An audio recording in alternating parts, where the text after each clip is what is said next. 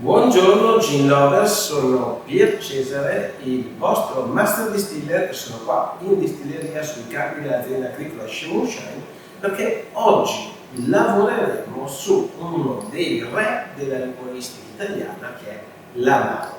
Ma prima di cominciare mettete il like al video, condividete il verbo dei Master Distiller e andiamo a vedere di cosa si parla quando parliamo di Amaro. Intanto, come dico sempre quando faccio questi video, è quello di andare a studiare quello che è la storia del prodotto per capire da dove nasce e quindi capire anche il perché vengono utilizzate determinate erbe aromatiche, determinate botaniche all'interno della produzione dell'amaro. Quindi l'amaro è una storia che nasce sempre dalla farmaceutica, come tanti prodotti che abbiamo visto. Nasce dall'utilizzo soprattutto di erbe amaricanti digestive, come potrebbe essere l'assenzio romano, ma nella tradizione italiana ci sono amari anche che vengono creati utilizzando altri tipi di radici, per esempio la genziana, e questo era un prodotto che veniva creato dall'inizio dei farmacisti perché soprattutto per l'assenzio romano che ha proprietà stomatiche e digestive proprio per andare a stimolare l'appetito e la digestione dopo i pasti. Qui vediamo quello che è un mazzo di assenzio romano. Queste sono le parti fiorite. La pianta dell'assenzio è una pianta amaricante ma con questi principi particolari digestivi, ma anche delle funzioni antisettiche, serve anche per andare a eliminare quelli che erano i parassiti intestinali. Come abbiamo già visto nel video del vermouth, quindi nella farmaceutica venivano create queste preparazioni galeniche che venivano date alle persone per curarsi, e il fatto che si utilizzassero o prima, quindi la nascita degli aperitivi, quindi magari un amaro più a base di radici, come può essere il rabarbaro, come può essere la genziana, che noi adesso chiamiamo bitter, che utilizziamo quando andiamo a bere il nostro spritz o i negroni o l'americano, oppure proprio prodotti dopo pasto per digerire che erano più legati all'amaro tradizionale, quindi amaro d'erbe con la parte americana dell'assenzio romano, ma poteva essere usato anche l'assenzio gentile che è molto più delicato. Quindi nella storia queste medicine venivano utilizzate anche dai bambini, perché la medicina una volta era mettere la pianta aromatica nell'alcol. L'alcol serviva quindi per veicolare i principi attivi della medicina che si prendeva, erano molto male. E quindi le mamme andavano dal farmacista e dicevano: il farmacista, mio figlio non lo beve perché è veramente troppo amaro, e l'assenzio romano è amarissimo. Quindi i farmacisti dicevano una cosa semplice: metteteci dentro dello zucchero, e mettendo dentro lo zucchero all'interno di questo amaro composto da alcol, erbe aromatiche e di parte americane come l'assenzio, si è scoperto che amaro è dolce insieme piacevole. E quindi è nata la tradizione di bere anche in modo voluttuario, quindi per divertimento, gli amari, e la tradizione di bere dopo pasto perché erano anche digestivi, o prima di pasto come aperitivo. Naturalmente oggi gli amari, quelli commerciali, non contengono più le erbe aromatiche o le contengono in alcolati distillati, quindi non hanno più l'effetto digestivo che aveva una volta.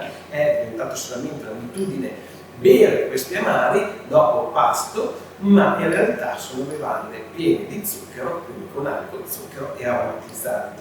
Gli amari veri ne sono rimasti pochi perché l'amaro vero costa, perché un amaro mediamente ha una decina di erbe aromatiche, comunque ne ha tante all'interno, e quindi anche la produzione diventa complessa, quindi è molto più semplice andare a utilizzare degli aromatizzanti e quindi poi andare a colorare con il caramello, quindi oppure con il colorante, per dare quella sua colorazione ambrata, scura, tipica dell'amaro, che in realtà, come vediamo qui, per un amaro d'erbe che abbiamo fatto una prova per un paese molto turistico qui vicino, che avevano già una loro tradizione, anche in questo caso dove era un amaro di sinano centerbe, quindi con all'interno magari meno principi coloranti come il nostro succo, che invece viene fatto colorandolo con le bacche tintorie con le quali non abbiamo utilizzate, ma comunque il colore è un'ambra un po' più chiaro, quindi non tende al rosso scuro come il nostro Surus, ma è un colore dorato. E questo perché l'amaro che si produceva già in questo paese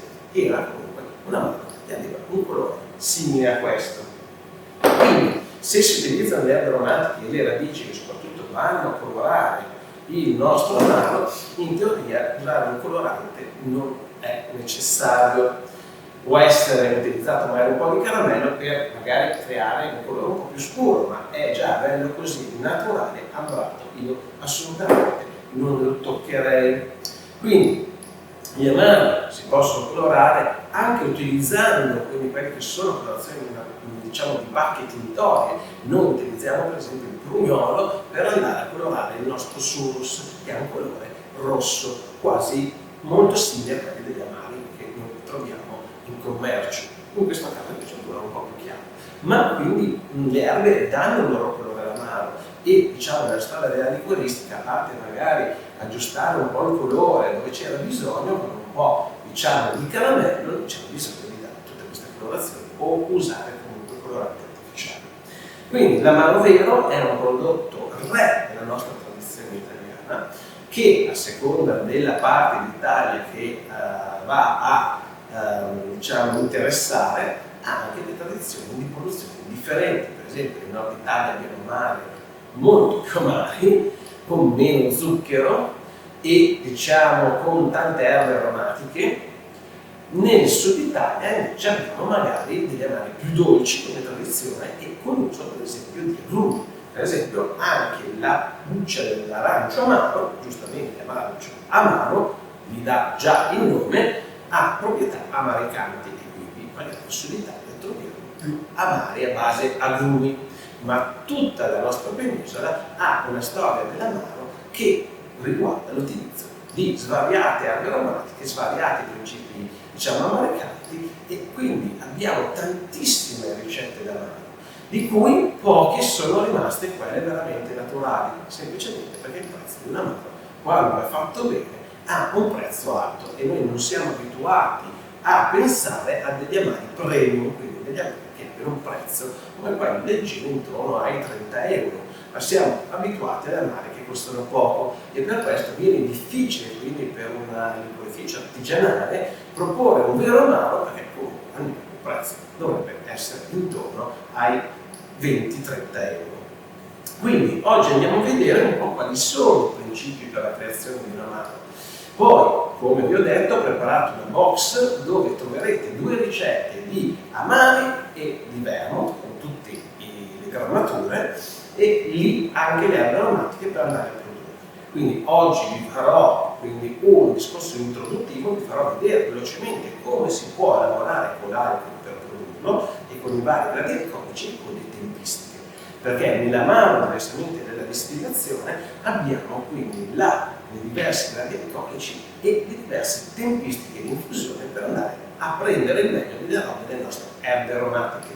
Potremmo inserire un secondo, diciamo, un secondo metodo di produzione, che è quello di mettere anche del calore, quindi avremo grado alcolico, avremo tempistiche e avremo calore, ma in questo caso io lo sconsiglio soprattutto ai neofiti perché il calore applicato quindi alle nostre preparazioni, come può essere di gestione o di cottura, può dare un accorciamento dei tempi di infusione, ma poi ci entriamo in confusione perché non sappiamo più quelle che sono le tempistiche giuste e dobbiamo controllare molto bene. Quindi per facilitare le cose ci baseremo solo sul volume alcolico per l'estrazione e sulle tempistiche, tanto noi non abbiamo fretta, quindi se l'amaro rimane via di 5, 6, 7, 8 giorni a noi non cambia assolutamente niente. Mettere del calore ci assolutamente accorciano i tempi e può essere in un'azienda che questo sia importante, ma per noi questo non è fondamentale. Quindi partiamo intanto dalla prima preparazione dell'amaro, quindi le prime erbe aromatiche. Noi in Italia abbiamo dei libri tipo questo, il liquorista di Sara, che ci danno comunque dei metodi di produzione dell'amaro. Beh, vi dico una cosa, buttatelo nella spazzatura, perché io l'ho letto più volte, a parte che queste ricette qui non si capisce assolutamente niente, non si hanno dei riferimenti precisi, sono 100 litri, il litro, 70 cl e i vari grammature, perché parla di uso di cucchiaini, tazzine e ogni ricetta ha una sua quantità differente e soprattutto in quelli che sono i principi generali dice una cosa sbagliatissima che adesso andremo a vedere. Praticamente lui ci dice che l'infusione a grado alto, quindi 96, 90, 80, si fanno solamente con le erbe aromatiche fresche, perché queste contengono già dell'acqua, mentre il grado diciamo più basso, intorno a 50-48, si utilizza per le erbe aromatiche essiccate, perché questi non contengono acqua. Beh, vi dirò che questa è una gran cavolata, perché io negli esperimenti che ho fatto, visto che ci sono erbe aromatiche e anche dei fiori, poi vi farò qualche esempio, che non amano assolutamente l'acqua. In presenza di acqua marciscono. Tipo, vi faccio un esempio, la menta in presenza di acqua, una menta essiccata, che secondo questo libro andrebbe estratta a 50 volumi alcolici, in presenza di acqua marcisce, diventa nera e comincia a dare dei sapori amari e sgradevoli. Così anche altre erbe aromatiche e anche petali di fiori.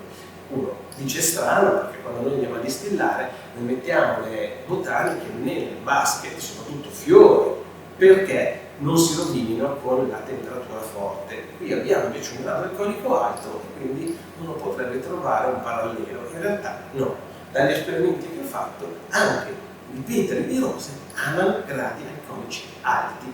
Quando si lavorano intorno ai 50 volumi alcolici marciscono dando brutti sapori all'interno del nostro amaro. Quindi ci sono botaniche che fresche o secche, io lavoro sempre a 96 volumi alcolici e poi nelle ricette vi farò la box, le trovate. La box naturalmente la trovate sul nostro sito, dove trovate anche il nostro amaro, il nostro vermouth, il nostro gin, che è cgin.it. Quindi tornando a noi, sempre col fatto che io lavoro con prodotti essiccati, perché questo mi permette di non avere variazioni su quelle che sono le grammature e di conservare tutto l'anno, io comunque alcune erbe aromatiche le tratto solo a 96 volumi alcolici. Quindi qui velocemente vediamo un discorso per fare un amaro di erbe, partendo quindi da un alcol di gusto, sempre acquistato al supermercato, quindi amaro assolutamente, ricordate, con la sua contrassegno doganale che ha anche garanzia di qualità, lo acquistiamo al supermercato e andiamo a utilizzare questo a 96 gradi, così vediamo subito come partire in una cascata nella produzione, dove partiremo quindi dal grado di 96 e 25 cl di alcol 96 volumi alcolici e poi andremo, diciamo, step by step ad aggiungere l'acqua per poi arrivare a un prodotto a 30 volumi alcolici, circa 70 cl. Dico circa perché le botaniche sono delle spugne, assorbono molto l'alcol e quindi armatevi di un torchietto per tocchiarle, ma nel passaggio sicuramente qualche cl e se non ne torchiamo parecchi cl li perderemo. Quindi iniziamo a mettere nella nostra brocchetta graduata, che è il nostro compagno importante, andiamo a mettere 25 cl di alcol buon gusto a 96 volumi alcolici.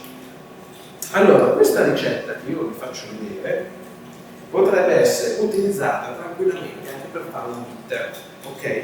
Noi partiremo dall'Essenzio Romano perché faremo un po' più un amaro digestivo della tradizione del nord Italia, ma se voi partite e utilizzate più quelli che sono i rizomi, tipo l'angelica, il barbaro, il cavolo aromatico che trovate comunque nelle nostre box, potete fare un bitter andando poi a distillare il tutto utilizzando il nostro piccolo alambicco di saggio che vi metto qua sotto, che adesso è davanti a me che sto facendo la ricetta di un assenzio per un cliente.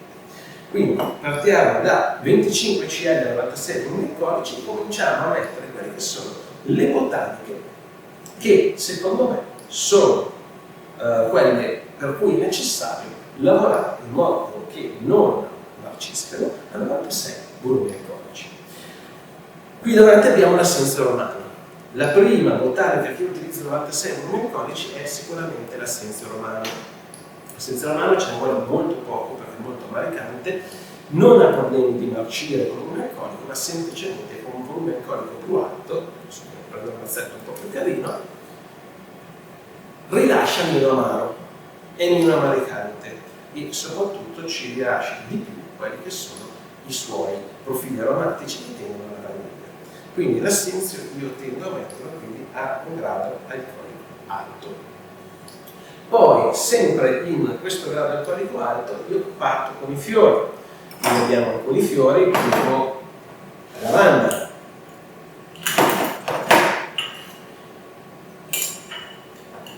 Per quanto riguarda le grammature, sempre una bilancina, sempre segnate di tutto, la ve li darò nelle box. O comunque vi metterò un riferimento sotto il video per darvi una. Sempre 96 potrei mettere la melissa, anche questa come la menta subisce l'acqua e quindi tende a diventare nera e a marcire in presenza di acqua. 96 volumi alcolici, finita l'estrazione rimane comunque bella, secca, anche se ha ceduto all'acqua tutto il suo profilo aromatico.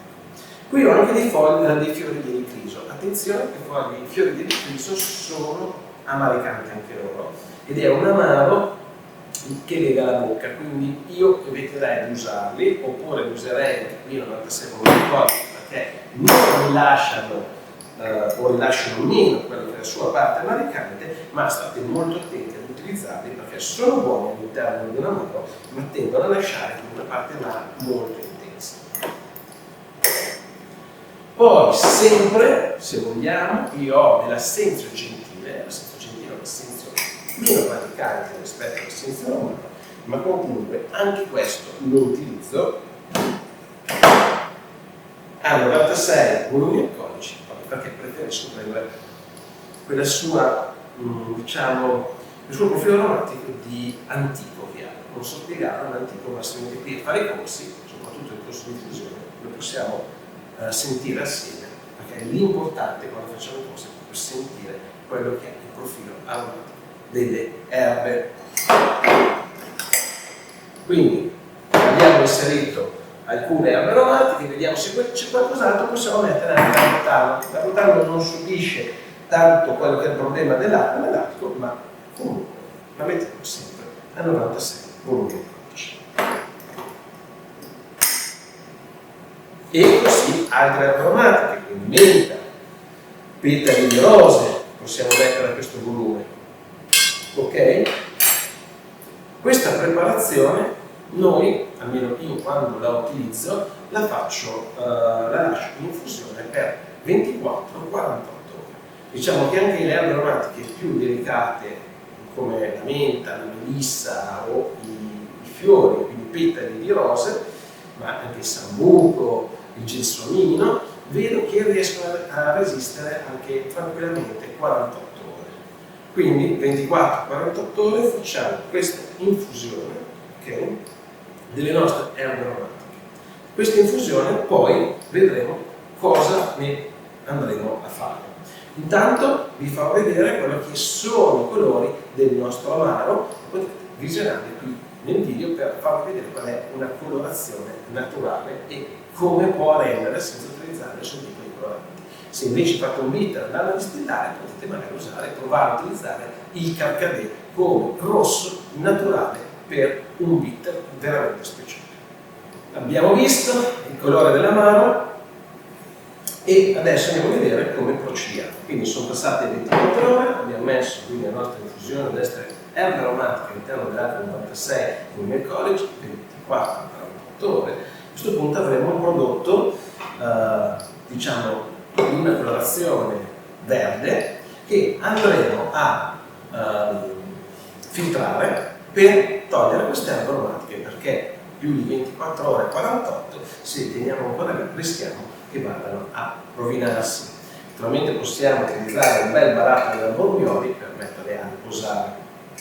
Quindi prendiamo il nostro baratto con le nostro diciamo, caraffa con le nostre erbe aromatiche e il nostro alcol che aveva preso un colore vicino al verde, anzi un bel verde, dipende dalla menta, magari dalla melissa che ci abbiamo messa dentro.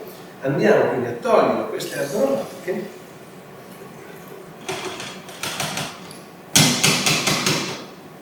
dalla nostra infusione, perché ormai saranno estratte e quindi saranno esaurite. E se ne teniamo di più insieme alle altre, andremo poi a sovraestrarle e avere dei sapori sgradevoli. Quindi rimettiamo poi il nostro alcol all'interno della nostra caraffa, andiamo a estrarre bene tutto e a filtrare bene tutto. Ok?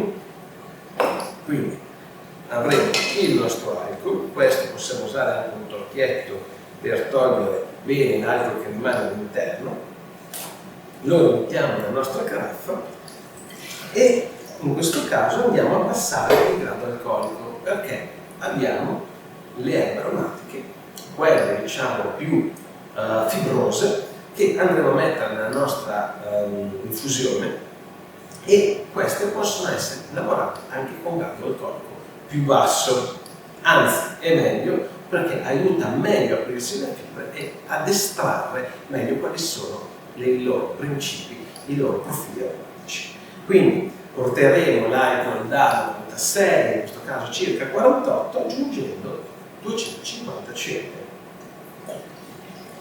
di acqua. Ok? Quindi quali sono le botaniche più fibrose, quindi con una caratteristica più dura? Sono i semi, per esempio possiamo mettere il coriandolo. Il coriandolo, come abbiamo visto, ha proprietà diciamo fresche, speziate e leggermente lumate. Possiamo mettere il rabarbaro, quindi un amaricante, in questo caso un rizoma amaricante, quindi non ne metteremo tanto perché abbiamo già messo l'essenzio romano. Ok?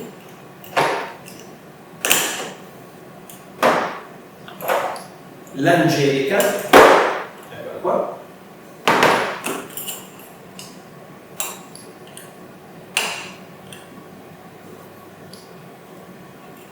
L'angelica ha un profumo forte, dolce, speziato, ma serve anche per legare, quindi per prolungare il sapore del nostro prodotto, del nostro liquore all'interno della nostra bocca, come l'iris. Anche l'iris, che viene utilizzato anche in profumeria, ha questa sua particolarità. Quindi mettiamo alcuni rizomi, abbiamo visto anche semi o cortecce, in questo caso se vogliamo fare un bitter possiamo mettere anche diciamo cortecce che ci possono aiutare a rendere più dolce quindi il nostro amaro, o possiamo mettere anche quelle che sono la scorza degli agrumi, come in questo caso l'arancio amaro che abbiamo qua. L'arancio amaro, oltre ad avere proprietà amaricanti, in un bitter per esempio sta molto bene. Perché noi possiamo mettere la cannella, che è la corteccia di una pianta, e tenerle, adesso vediamo un po' anche il calo aromatico, ci possiamo inserire dentro.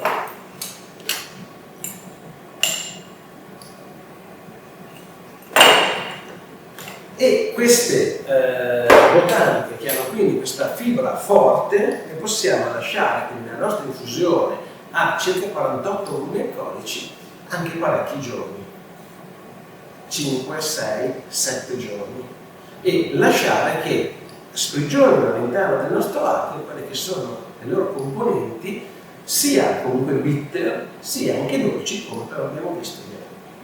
Quindi all'interno della nostra infusione adesso, tolte le botaniche quindi che abbiamo estratto 96 volumi alcolici, lasciamo per 5, 6, 7 giorni e ci dovremo assaggiare sempre ogni giorno per vedere come cambia il profilo aromatico le nostre radici, i nostri rizomi, le nostre cortecce e i nostri semi. Ci possiamo mettere anche un po' di finocchio a dare una sensazione di dolce. Poi, dopo ore, quindi, oppure nelle ultime 48 ore, negli ultimi 2 giorni, possiamo, o nelle ultime 24 ore a piacimento, possiamo inserire altre botaniche. Quindi vedete che abbiamo cominciato al 96 e abbiamo tolto le botaniche al 96 perché sappiamo che si rovinano con l'acqua. Poi abbiamo messo quindi le nostre botaniche più fibrose e queste possiamo tenere 4, 5, 6, 7 giorni, ma negli ultimi 2 giorni o un giorno, vedremo, possiamo mettere altre botaniche come il timo, che all'interno anche lui ha una sua profilo aromatico abbastanza bitter e all'interno degli amari ci sta molto bene, ok? E lo lasciamo in infusione 24-48 ore al massimo. Oppure possiamo mettere la mortara, che abbiamo già messo all'inizio, lo possiamo mettere anche negli ultimi 2 giorni. Possiamo inserire il rosmarino, oppure un fiore resistente come quello dell'achillea. Quindi queste botaniche, poi la salvia, queste erbe aromatiche le possiamo lasciare, in questo caso in infusione, negli ultimi 24-48 ore. Ma assolutamente nelle ultime 24 ore, se volete, potete inserire anche il ginepro. Il ginepro, diciamo, non lo terrà in infusione più di 24 ore, perché altrimenti lascia un amaro che è un po' fastidioso. Quando abbiamo fatto la nostra preparazione, dopo i nostri 6-7 giorni, avremo un risultato del genere. Quindi avremo un prodotto ambrato con comunque un fondo, perché questo è lasciato naturalmente dalle erbe aromatiche, e dovremo in questo caso andare ad aggiungere ancora 30 cl di acqua per portarlo a 30 volumi alcolici, quindi da 48 a 30 volumi alcolici. Non avremo 80 cl, che è il risultato dell'acqua che abbiamo messo nel nostro alcol, ma probabilmente ne avremo meno, quindi andremo a fare una bottiglia di 70 cl, perché le erbe, se non le abbiamo torchiate, ci hanno succhiato via molto dell'alcol. Quindi armatevi di torchietto, lo trovate su Amazon. L'ultima procedura che facciamo quando andiamo a filtrare le nostre erbe aromatiche sempre all'interno della nostra brocchetta, ok? Che intanto ci avranno lasciato questo colore ambrato, andiamo a filtrare per togliere quindi la parte più grossa. Anche questo filtro qua che sto usando lo trovate su Amazon, è un filtro, diciamo, di materiale plastico, con una granatura abbastanza fine, ma comunque la parte, questa, diciamo, mucillagine, questa parte che ha lasciato le erbe aromatiche, che ci fa diventare il prodotto, anche se andiamo a filtrare così, ce lo lascia, diciamo, opaco, e non riusciremo mai ad arrivare quindi alla trasparenza di questo o alla trasparenza di questo. Una volta tolto bene le erbe aromatiche e fatto la prima filtrazione in grossolana utilizzando quindi questo filtro in plastica, poi magari vi metterò sotto il video il link per andare ad acquistare, ok? Lo mettiamo da parte. Il nostro prodotto, che sarà ancora, diciamo, opaco, lo possiamo andare a filtrare utilizzando un filtro di carta. Il filtro di carta ci mette molto più tempo, ma è eccezionale in uso liquoristico. Ecco, va messo così. Qui ci mettiamo il nostro preparato, una volta filtrato grossolanamente con un filtro tipo questo, qui dentro goccia a goccia scenderà e ci toglierà qualsiasi tipo di residuo, ok, che rimane in sospensione e diventerà bello trasparente.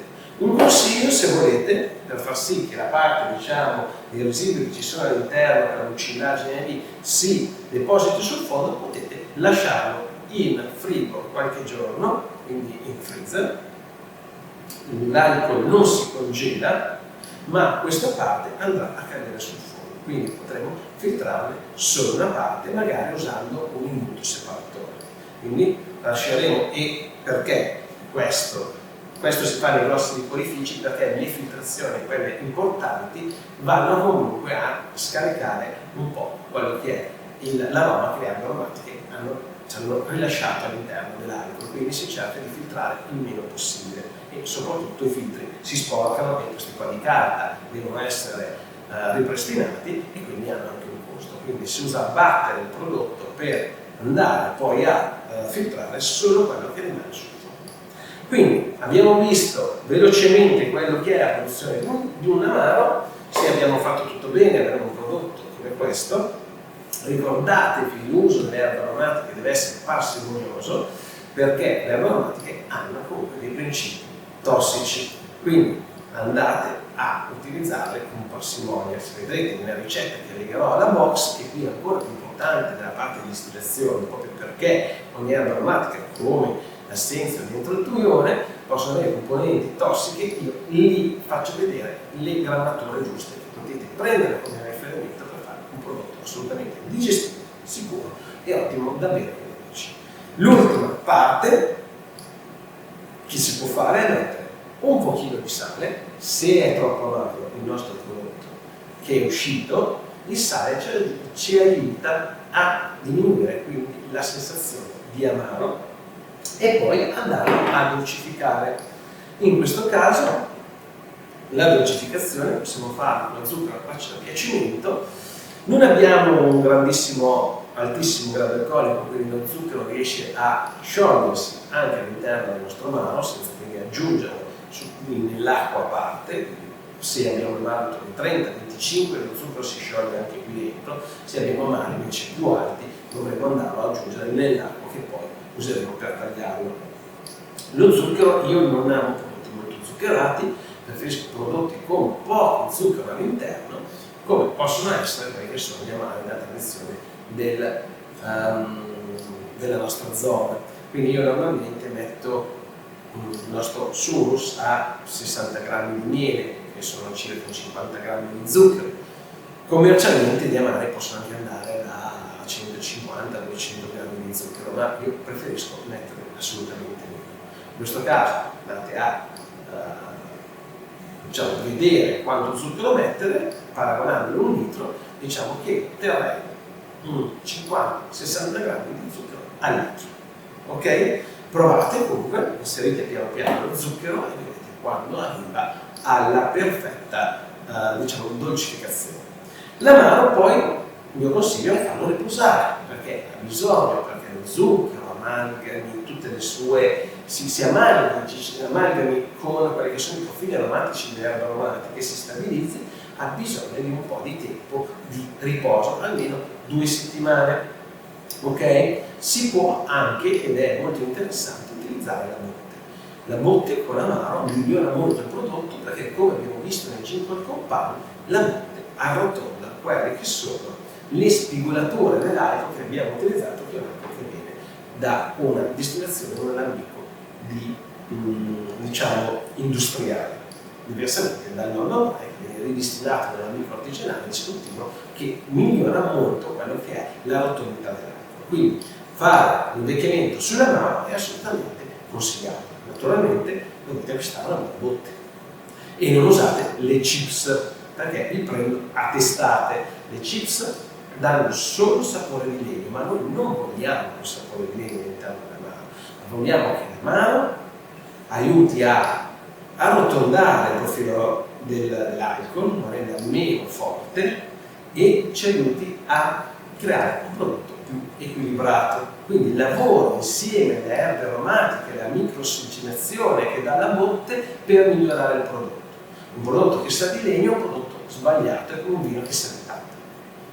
Quindi, visto tutto e visto anche che i miei video sono sempre lunghissimi, vi aspetto qui sui campi delle aziende agricole Shine in distilleria per il corso di Master Distiller, che sono 2, quello sull'aromatizzazione tramite l'utilizzo di un alambico, quindi per fare gin, per fare vodka, per fare anche l'assenzio, come stiamo facendo in questi giorni, ma per fare anche un bitter, che è un amaro che viene chiarificato tramite distillazione e poi colorato utilizzando colorante tipo il bisco per dare il colore rosso, oppure il corso di infusione che invece fa vermouth, Ginkgo Compound, amari e liquori, dove vedremo tutti tutti i segreti dell'infusione, che segue delle regole differenti dalla distillazione. Non è più facile, anzi il distillatore molte volte ci semplifica le cose, tipo quando distilliamo qualcosa non dobbiamo filtrarlo. Non sottovalutate, l'infusione è un'arte antica, è un'arte molto difficile, studiate sempre la storia dei prodotti e cosa ti posso dire? Vi aspetto qui sui campi della Tenerife Shine per dirci una mano insieme magari il nostro lavoro Source che trovate anche sul nostro sito shegin.it. Ciao a Mauro Lores!